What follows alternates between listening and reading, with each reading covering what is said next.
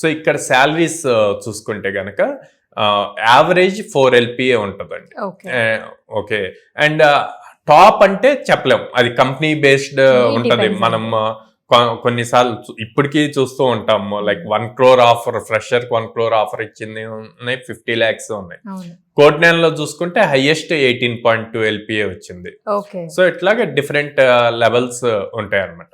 Students ఏ కంపెనీకి apply చేసినా కూడా కోడింగ్ అన్నది బేస్, అది పర్ఫెక్ట్ గా నేర్చుకోవాలి. ఏదో జావా నేర్చుకోవచ్చు, పైథాన్ నేర్చుకోవచ్చు.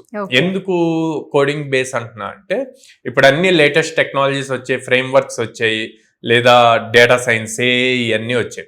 ఈ డేటా సైన్స్ చేయాలి అంటే బేస్ పైథాన్ ప్రోగ్రామింగ్ రావాలి. ఓకే. అట్లాగే బ్యాంకింగ్ సెక్టార్ లో వెబ్ అప్లికేషన్స్ చేయాలి. ప్రతిరోజు మనం బ్యాంక్ వాడుతున్నాం, యూపీఐ వాడుతున్నాం, గూగుల్ పే, ఫోన్ పే, ఇవి.